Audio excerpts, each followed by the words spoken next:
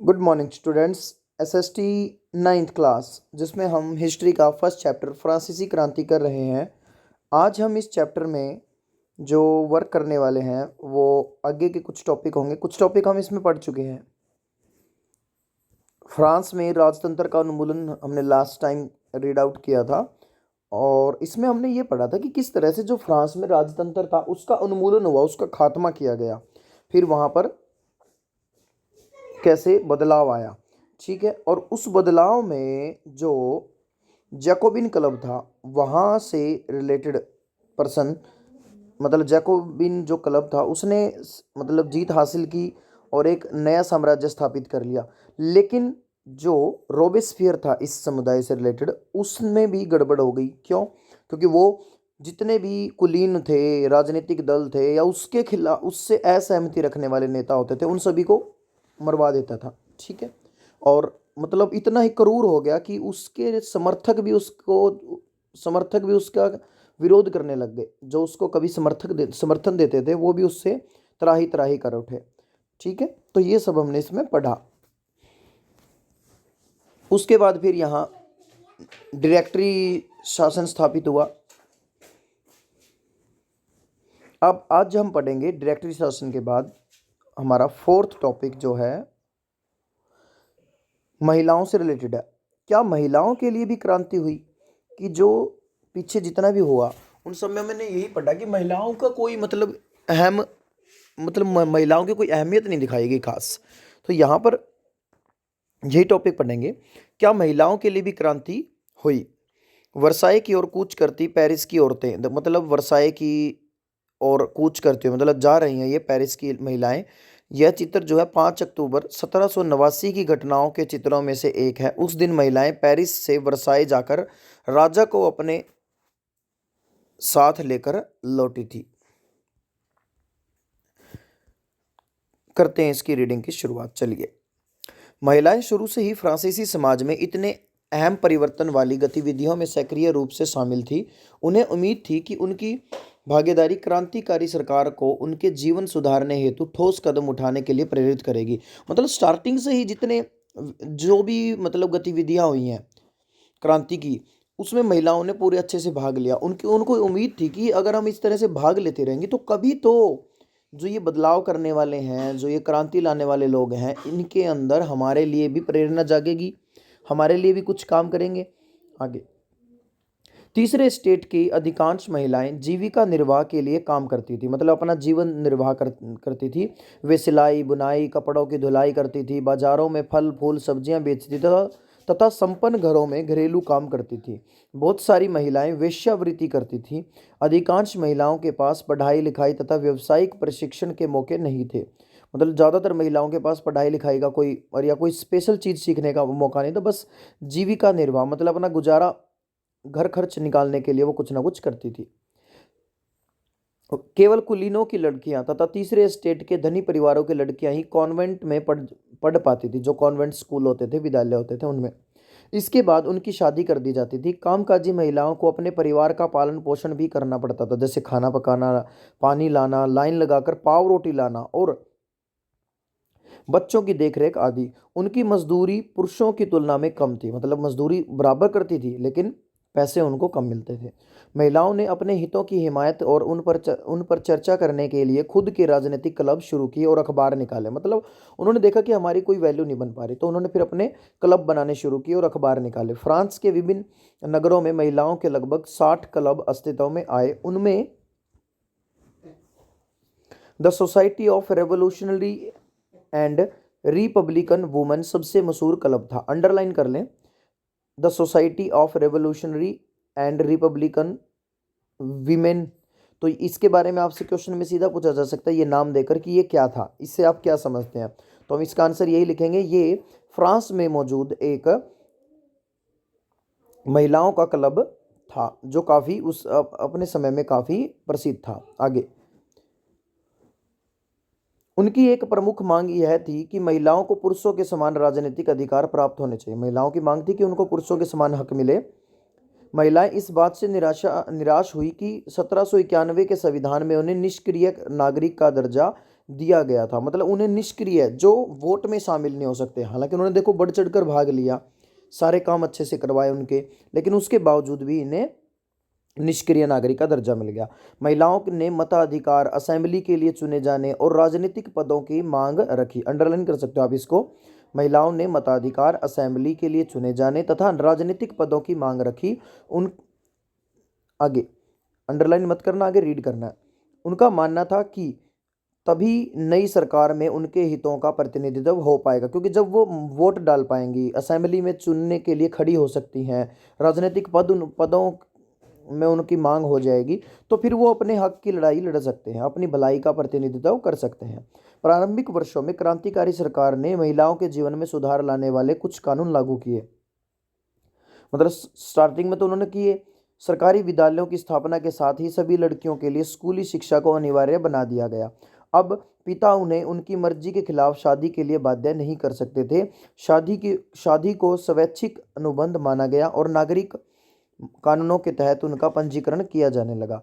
तलाक को कानूनी रूप दे दिया गया और मर्द औरत दोनों को इसकी अर्जी देने का अधिकार दिया गया। और महिलाएं व्यावसायिक प्रशिक्षण ले सकती थी, कलाकार बन सकती थी और छोटे मोटे व्यापार चला सकती थी। मतलब कुछ ना कुछ छूट मिल गई उनको, कुछ ना कुछ फर्क आया। लेकिन आगे फिर भी राजनीतिक अधिकारों के लिए महिलाओं का संघर्ष जारी रहा, लेकिन राजनीति के अंदर नहीं आई। ऊपर देखो जितने भी हमने उनके हक पढ़े हैं, राजनीति से अलग हैं। राजनीति में उनका संघर्ष जारी रहा। आतंक राज के दौरान सरकार ने महिला क्लबों को बंद करने और उनकी राजनीतिक गतिविधियों पर प्रतिबंध लगाने का नया एक वाला कानून लागू किया। कई जानी मानी महिलाओं को गिरफ्तार कर लिया गया और उनमें से कुछ को फांसी पर चढ़ा दिया गया। मताधिकार और समान वेतन के लिए महिलाओं का आंदोलन अगली सदी में भी अनेक देशों में चलता रहा।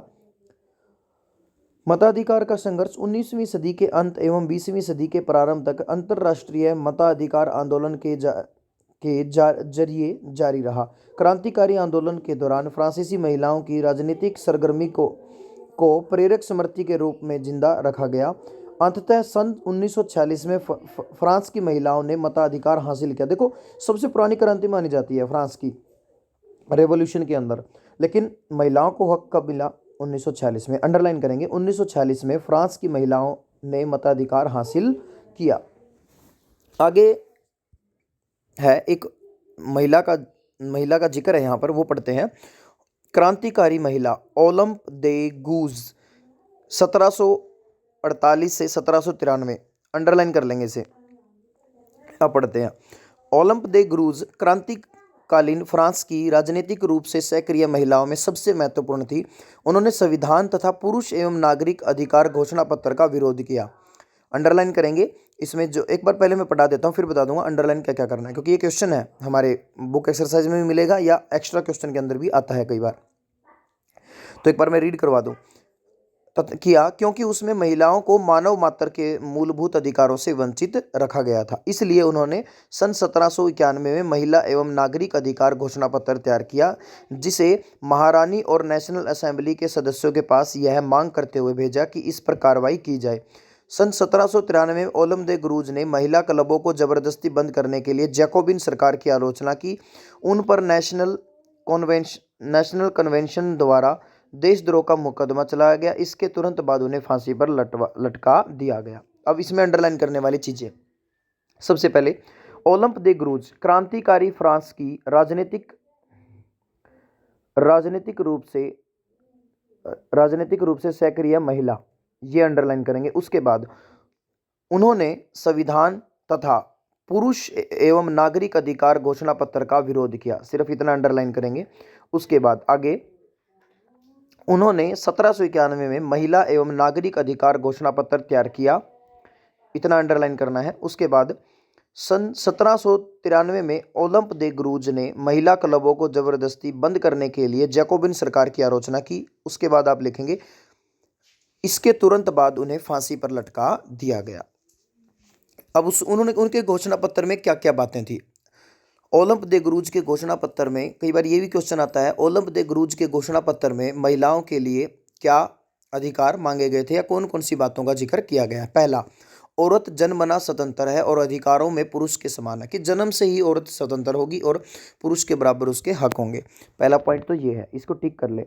नेक्स्ट, सभी राजनीतिक संगठनों का लक्ष्य है एवं पुरुष महिला के नैसर्गिक अधिकारों को सुरक्षित करना है, मतलब जो उनके अधिकार हैं उनको सुरक्षित रखना होगा। जितने भी राजनीतिक संगठन है वो पुरुष और महिला दोनों के अधिकारों का संरक्षण करेंगे। ये अधिकार कौन कौन से होंगे? नैसर्गिक अधिकार मतलब जो मौलिक अधिकार है उनके, एक तरह से स्वतंत्रता का अधिकार, संपत्ति का अधिकार, सुरक्षा और सबसे बढ़कर शोषण के प्रतिरोध का अधिकार, कि अगर कोई शोषण कर रहा है तो उसका प्रतिरोध किया जाए, उसको उसके खिलाफ बोलने का अधिकार। नेक्स्ट, समग्र संप्रभुता का स्रोत राष्ट्र में निहित है जो पुरुषों एवं महिलाओं के संघ के सिवाय कुछ नहीं है। कहते हैं कि समग्र संप्रभुता, जो पूरे देश की संप्रभुता होती है वो समान रूप से किसके अंदर होती है? राष्ट्र के अंदर होती है। और राष्ट्र में महिला और पुरुष दोनों के संघ क्या, इनके सिवाय कुछ नहीं है, राष्ट्र इन दोनों के साथ ही होता है। आगे, कानून सामान्य इच्छा की अभिव्यक्ति होनी चाहिए। कानून सामान्य इच्छा की अभिव्यक्ति होनी चाहिए। सभी महिला एवं पुरुष नागरिकों का या तो व्यक्तिगत रूप से या अपने अपने प्रतिनिधियों के माध्यम से विधि निर्माण में दखल होना चाहिए। मतलब कि सभी लोग जो हैं या तो अपने प्रतिनिधि के रूप में या फिर डायरेक्ट किसी भी तरह से वो भी कानून के निर्माण में उनका भी हिस्सेदारी होनी चाहिए, जैसा हम सिविक्स वगैरह में पढ़ के आए हैं। यह सभी के लिए समान होना चाहिए। सभी महिला एवं पुरुष नागरिक अपनी योग्यता एवं प्रतिभा के बल पर समान रूप से एवं बिना किसी भेदभाव के हर तरह के सम्मान व सार्वजनिक पद के हकदार हैं। मतलब कोई भेदभाव नहीं होना चाहिए इनमें। नेक्स्ट, फिफ्थ, कोई भी महिला अपवाद नहीं है, वह विधि सम्मत प्रक्रिया द्वारा अपराधी ठहराई जा सकती है, गिरफ्तार और नजरअंदाज की जा सकती है, नजरबंद की जा सकती है। पुरुषों की तरह महिलाएं भी इस कठोर कानून का पालन करें। मतलब अगर देखा जाए तो दोनों के लिए बराबर की बात की गई है। इसको अगर आप अपनी लैंग्वेज में बनाना चाहें तो पहला क्या आएगा? औरत जन्मना स्वतंत्र है और अधिकारों में पुरुष के समान है। पहला पॉइंट तो ये बनाएंगे। दूसरा, सभी राजनीतिक संगठन पुरुष और महिलाओं के नैसर्गिक अधिकारों को सुरक्षित करें। ठीक है, पुरुष और महिला दोनों के अधिकारों को, इसमें ऐसे लिखोगे सभी, इसमें इस पॉइंट को आप इस तरीके से बनाएं, पुरुष एवं महिला के नैसर्गिक अधिकारों को सुरक्षित करना। दूसरा पॉइंट ये रहेगा। ठीक है, तीसरा पॉइंट बनाओ, राष्ट्र में पुरुष और महिला दोनों ही आते हैं। राष्ट्र का निर्माण पुरुष और महिला दोनों से ही होता है। ठीक है, ये आएगा तीसरा।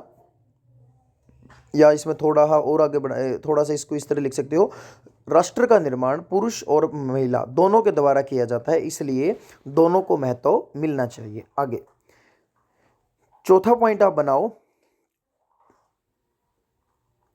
कानून सामान्य इच्छा की अभिव्यक्ति होनी चाहिए। इसको आप ऐसे बना सकते हो, सभी महिला एवं, यहां से करें, सभी महिला एवं पुरुष नागरिकों को का या तो व्यक्तिगत रूप से या अपनी प्रतिनिधियों के रूप माध्यम से विधि निर्माण में दखल होना चाहिए, कानून निर्माण में हिस्सेदारी होनी चाहिए। बस इतना सा पॉइंट आप इसमें कर सकते हो। इसके बाद आप इसी के अंदर थोड़ा सा ये राइट कर सकते हो, सभी जगह बिना किसी भेदभाव के महिला और पुरुषों को उनकी योग्यता और प्रतिभा के अनुसार पद मिलने चाहिए। ठीक है, फिफ्थ पॉइंट जो था वो ये है, महिलाओं को भी पुरुषों के समान दंड दिए जाने का दंड दिए जाने का प्रावधान होना चाहिए। मतलब ये नहीं कि उनमें, अगर देखो ऊपर सारी चीज़ें अगर पुरुषों के बराबर मांग रही हैं तो दंड भी कहें कि दंड में कोई वो नहीं है, जैसा पुरुषों को दंड दिया जा रहा है वैसे ही इनको मिलना चाहिए। ठीक है, तो ये था भाई हमारा ओलंप दे गूज के घोषणा पत्र के मूलभूत अधिकार। नेक्स्ट टॉपिक जो है हमारा वो है दास प्रथा का उन्मूलन आप समझ ही गए होगे, मतलब खात्मा करना। ठीक है, किसी चीज को, तो वो होता है उन्मूलन। तो देखिए दास प्रथा क्या थी? दास प्रथा सुन लो बेटा क्या थी। दास का मतलब होता है गुलाम। पहले क्या होता था? गुलाम प्रथा होती थी। लोग अपने यहाँ 20-20, 25-25 गुलाम रखते थे जो ज़्यादा पैसे वाले थे। तो उन गुलामों को चाहे वो मारें, पीटे, खाना दे या ना दे, कुछ भी उनके साथ करें, कुछ किसी तरह का काम करवाएं, उनसे कोई वो नहीं है, वो कहीं नहीं जा सकते थे। ठीक है, कि वो अपने राजा के पास चले जाए, अदालत में चले जाए, गुलाम नहीं। तो वो दास प्रथा थी और इसका खात्मा यहाँ पे बताया गया है। फ्रांसीसी उपनिवेशों में दास प्रथा का उन्मूलन जैकोबिन शासन के क्रांतिकारी सामाजिक सुधारों में से एक था। मतलब जो जैकोबिन शासन था उसने जितने भी सुधार किए उसमें से एक सुधार उसने किया दास प्रथा का। कैरिबियाई उपनिवेश मार्टिनिक, गोडेलोप और सैन डोमिंगो तंबाकू, नील, चीनी एवं कॉफ़ी जैसी वस्तुओं के महत्वपूर्ण आपूर्तिकर्ता थे। जो कैरिबियाई उपनिवेश थे, उपनिवेश मतलब जो इनके गुलाम थे, ठीक है, ये देश गुलामी के रूप में थे और यहाँ से तंबाकू, नील, चीनी और कॉफ़ी जैसी वस्तुओं का मतलब आपूर्ति करवाई जाती थी, यहाँ पर वो चीज़ें उगाई जाती थी। अपरिचित एवं दूर देश जाने और काम करने के प्रति यूरोपियों की अनिच्छा का मतलब था बागानों में श्रम की कमी। अपरिचित एवं दूर देश जाने और काम करने की प्रति यूरोपियों की अनिच्छा का मतलब था बागानों में श्रम की कमी। मतलब ये जो लोग थे यूरोप के, ये बाहर जाना नहीं चाहते थे, दूसरे देशों में जाकर काम नहीं करना चाहते थे, और अगर ये ऐसे काम नहीं करेंगे तो फिर बागानों में क्या होगी, मजदूरों की कमी हो जाएगी। ठीक है, इस कमी को फिर कहाँ से पूरा किया गया, इस कमी को यूरोप, अफ्रीका एवं अमेरिका के बीच त्रिकोणीय दास व्यापार पूरा किया गया, दास व्यापार द्वारा पूरा किया गया। क्योंकि देखो लोग जो थे मुख्य रूप से वो तो काम कर नहीं सकते, फिर दासों से ये काम करवाया गया, मतलब दास प्रथा चला दी और उनसे ये काम करवाया जाता था, और ये त्रिकोण बना दिया, अफ्रीका के, अमेरिका के और यूरोप के, यहाँ से दासों का व्यापार किया जाता था। आगे, दास व्यापार 17वीं शताब्दी में शुरू हुआ। फ्रांसीसी सौदागर बोर्दे या नान्ते बंदरगाह से अफ्रीका तट पर जहाज ले जाते, जहां वे स्थानीय सरदारों से दास खरीदते थे। मतलब वहां के जो सरदार होते थे अफ्रीका के अंदर, उन लोगों से गुलाम खरीद लेते थे, दास खरीद लेते थे। दासों को दाग कर एवं हथकड़ियां डालकर अटलांटिक महासागर के पार कैरिबियाई देशों तक 3 माह की लंबी समुद्री यात्रा के लिए जहाज़ों में ठूस दिया जाता था। फिर उनके ऊपर मतलब एक तरह से मोहर लगा दी जाती थी, दाग दिया जाता था, निशान कर दिया जाता था कि ये दास है, मतलब ये गुलाम है, और उसके साथ साथ उनका एक नंबर वगैरह कुछ ना कुछ ऐसा सिस्टम भी कर करते हैं किसके दास है, और उनको फिर कैरिबियाई देशों में भेजा जाता था ताकि वहाँ पर जो तंबाकू है, अफीम वगैरह जो भी है, कॉफ़ी वगैरह, उसकी खेती में इनसे काम करवाया जा सके। वहाँ उन्हें बागान मालिकों को बेच दिया जाता था, जो बागान के मालिक होते थे वहाँ पर उनको बेच देते थे। दास श्रम के बल पर यूरोपीय बाजारों में चीनी, कॉफ़ी एवं नील की बढ़ती मांग को पूरा करना संभव हुआ। क्योंकि देखो भाई, नॉर्मल लोग तो काम नहीं कर सकते थे वहाँ, इसलिए फिर जो दास थे उनसे ये काम करवाया जाता था, और इससे जो डिमांड थी इन सब चीज़ों की वो पूरी होने लगी। बोर्दे और नान्ते जैसे बंदरगाह फलते फूलते दास व्यापार के कारण ही समृद्ध बन गए। अंडरलाइन करेंगे, बोर्दे और नान्ते बंदरगाह दास व्यापार के कारण समृद्ध नगर बन गए। ठीक है, क्योंकि यहाँ पर पूछा जा सकता है कि बोर्दे और नान्ते क्या है, ये बंदरगाह है, ठीक है, जहाँ से दास व्यापार होता था। आगे, 18वीं सदी में फ्रांस में दास प्रथा की ज़्यादा निंदा नहीं हुई। मतलब 18वीं जो सदी थी उसमें ज़्यादा निंदा नहीं की, मतलब किसी ने उसकी बुराई की ही नहीं कि ये गलत बात है, नहीं, खूब प्रचार हुआ। नेशनल असेंबली में लंबी बहस हुई कि व्यक्ति के मूलभूत अधिकार उपनिवेशों में रहने वाली प्रजा सहित समस्त फ्रांसीसी प्रजा को प्रदान किए जाएं या नहीं। कहता है कि जो नेशनल असेंबली थी उसमें बहस हुई थी कि व्यक्ति के जो मूलभूत अधिकार होते हैं उपनिवेशों में रहने वाली प्रजा सहित कि जो भी अधिकार है, चाहे वो गुलाम देश के अंदर, चाहे वो हमारे गुलाम देश के अंदर रहता हो, ठीक है, वो फ्रांसीसी प्रजा को प्रदान किए जाएं या न किए जाएं। परंतु दास व्यापार पर निर्भर व्यापारियों के विरोध के बहस से नेशनल असेंबली में कोई कानून पारित नहीं किया। देखो उन्होंने बहस तो की, लेकिन फिर डर था कि कहीं व्यापारी ना भड़क जाएं। व्यापारी अगर भड़क गए तो फिर दिक्कत हो जाएगी, क्योंकि दास व्यापार अगर बंद हो गया तो व्यापारी भड़केंगे, उनका काम नहीं चलने वाला था, इस वजह से। आगे देखिए, लेकिन अंततः सन 1794 के कन्वेंशन ने फ्रांसीसी उपनिवेशों में सभी दासों की मुक्ति का कानून पारित कर दिया। इसमें जो मतलब कानून पारित कर दिया गया 1794 में फ्रांसीसी उपनिवेशों में सभी दासों की मुक्ति का कानून पारित कर दिया। अंडरलाइन कर लेंगे इसे। पर यह कानून एक छोटी सी अवधि तक ही लागू रहा, मतलब ज़्यादा टाइम तक नहीं चला। 10 वर्ष बाद नेपोलियन ने दास प्रथा पुनः शुरू कर दी।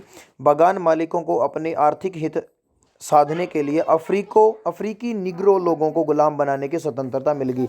अब जो निग्रो लोग थे वो इसमें दिया गया है क्या था, एक बार ये कंप्लीट कर लें। फ्रांसीसी उपनिवेशों से अंतिम रूप से दास प्रथा का उन्मूलन 1848 में किया गया। मतलब बिल्कुल अच्छे से इसको खत्म कब किया गया? 1848। तो अंडरलाइन करें, फ्रांसीसी उपनिवेशों से अंतिम रूप से दास प्रथा का उन्मूलन 1848। तो जब पूछा जाए कि कब खत्म हुई, तो वो 1848 में हुई। एक वर्ड आया है निग्रो। निग्रो वर्ड देखिए बेटा, अफ्रीका में सहारा रेगिस्तान के दक्षिण में रहने वाले स्थानीय लोग। यह अपमानजनक शब्द है, इसका अब प्राय इस्तेमाल नहीं किया जाता। निग्रो वर्ड जो है वो पहले यूज़ किया जाता था, लेकिन अब इसका यूज़ नहीं किया जाता, क्योंकि ये उनको अपमानित करने के लिए यूज़ किया जाता था, इसलिए। आगे देखिए, एक चित्र दिया गया है, दास मुक्ति। सन 1794 के इस चित्र में दासों की मुक्ति का विवरण है। शीर्ष पर तिरंगे बैनर का नारा है, मनुष्य के अधिकार। जो ऊपर तिरंगा बना हुआ उसमें लिखा हुआ है मनुष्य के अधिकार। नीचे अभिलेख कहता है, नीचे का जो अभिलेख है वो क्या कहता है? गुलामों की मुक्ति, ला लिब्रे डेस कॉलन। ठीक है। एक फ्रांसीसी महिला अफ्रीकी एवं अमेरिकी इंडियन दासों को यूरोपीय कपड़े देकर अपने सभ्य बनाने की चेष्टा कर रहे हैं। मतलब ये अपने कपड़े देकर इनको अपने जैसा बनाने के लिए कह रहे हैं, मतलब उनको मुक्ति दे रहे हैं। तो ये चित्र यहाँ पर ये चीज़ बताता है। आगे 6 टॉपिक है बेटा, आज इसको हम कंप्लीट ही कर लेते हैं। क्रांति और रोजाना की जिंदगी, कि हर रोज की जिंदगी कैसी होती थी और उसमें क्रांति कैसी थी। क्या राजनीति लोगों का पहनावा, उनकी बोलचाल अथवा उनके द्वारा पढ़ी जाने वाली पुस्तकों को बदल सकती है? कहते हैं कि जो राजनीति है उसकी वजह से पहनावा बदल सकता है, बोलचाल बदल सकती है, या पुस्तकें बदल सकती है। सन 1789 के बाद के वर्षों में फ्रांस के पुरुषों, महिलाओं एवं बच्चों के जीवन में अनेक ऐसे परिवर्तन आए। क्रांतिकारी सरकारों ने कानून बनाकर स्वतंत्रता एवं समानता के आदर्शों को रोजाना की जिंदगी में उतारने का प्रयास किया। मतलब जो समानता है, जो स्वतंत्रता है, उसके जो आदर्श थे, अच्छी चीजें थी, वो बास्तिल के विध्वंस के बाद सन 1789 की गर्मियों में जो सबसे महत्वपूर्ण कानून अस्तित्व में आया वह था सेंसरशिप की समाप्ति। सेंसरशिप की समाप्ति क्या थी? प्राचीन राजतंत्र के अंतर्गत तमाम लिखित सामग्री और सांस्कृतिक गतिविधियों जैसे किताब, अखबार, नाटक को राजा के सेंसर अधिकारियों द्वारा पास किए जाने के बाद ही प्रकाशित या मंचित किया जा सकता था। देखो बेटा, सेंसरशिप 7th क्लास में आपने पढ़ा होगा। सेंसरशिप क्या होती है? कई बार आप देखते होगे बहुत सारी मूवीज के ट्रेलर रिलीज हो जाते हैं, लेकिन थोड़े दिनों बाद पता चलता है कि उस फिल्म के ऊपर बवाल मच गया, उसमें कई सीन काटे जाने हैं। तो वो कौन काटता है? वो काटता है सेंसरशिप बोर्ड। ठीक है, जो सेंसर बोर्ड होता है उसका क्या काम होता है? हर मूवीज वगैरह की चेकिंग करते हैं वो, कि इसमें कोई ऐसी चीज ना हो जिससे हमारे देश के लोगों को धार्मिक या किसी और तरह की मतलब आहत पहुंचे। ठीक है, उनको दुख ना हो इस चीज किसी तरह का। तो ऐसे ही पहले होती थी। मीडिया के ऊपर भी सेंसरशिप होती है वैसे तो, लेकिन अगर आप सेंसरशिप मीडिया के ऊपर लगा देते हो तो गलत बात है, क्योंकि मीडिया जो है वो स्वतंत्र है, उसको वो हर चीज़ दिखाएगी। ठीक है, सरकार की बुराइयां दिखानी है तो दिखानी चाहिए, लेकिन कई जगह सेंसरशिप लगाकर उसको रोक दिया जाता है। ऐसे ही राजा करते थे। वो क्या करते थे? किताबें हैं, नाटक है, या जो भी मतलब ऐसी चीज़ें लिखी जाती थी या सांस्कृतिक गतिविधियां, उनकी सेंसरशिप करते थे। वो अपने सेंसरशिप के सदस्यों के द्वारा उनकी जांच पड़ताल करवाते थे। जब वो उसे पास कर देता तो वो आगे बाहर दिखा दी जाती थी, उसको प्रकाशित कर दिया जाता था। परंतु अब अधिकारों के घोषणा पत्र ने भाषण एवं अभिव्यक्ति की स्वतंत्रता को नैसर्गिक अधिकार घोषित कर दिया। परिणाम स्वरूप फ्रांस के शहरों में अखबार, पर्चों, पुस्तकों एवं छपी हुई तस्वीरों की बाढ़ आ गई। क्योंकि अब क्या था? अब उस चीज़ को खत्म कर दिया गया। सेंसरशिप की समाप्ति के बाद तो बाढ़ आएगी। लोग इतने दिनों से विचारों से भरे बैठे होंगे, बहुत सारे लेखक भरे बैठे होंगे, ठीक है, पत्रकार भरे बैठे होंगे, तो उन्होंने अपने विचारों को शुरू कर दिया प्रचार करना। आगे, जहां से वह तेजी से गांव देहात तक जा पहुंचे। मतलब तेजी, इतनी बाढ़ आ गई कि वो तेजी से गांव और देहात, मतलब गांव में भी पहुंच गई सारी बातें। उनमें फ्रांस में घट रही घटनाओं और परिवर्तनों का ब्यौरा और उन पर टिप्पणी होती थी। प्रेस की स्वतंत्रता का मतलब यह था कि किसी भी घटना पर परस्पर विरोध विचार भी व्यक्त किए जा सकते हैं। मतलब कोई भी घटना है तो उसके ऊपर अगर विरोध करना है तो विरोध भी प्रकट किया जा सकता है, और उसके खिलाफ विचार प्रकट करने तो वो भी। प्रिंट माध्यम का उपयोग करके एक पक्ष ने दूसरे पक्ष को अपने दृष्टिकोण से सहमत कराने की कोशिश की।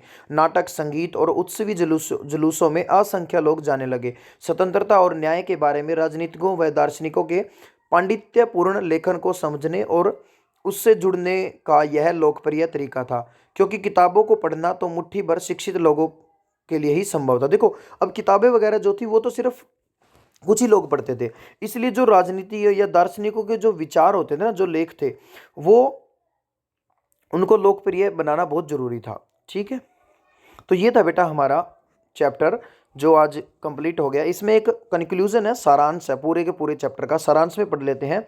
1804 में नेपोलियन बोनापार्ट ने खुद को फ्रांस का सम्राट घोषित कर दिया।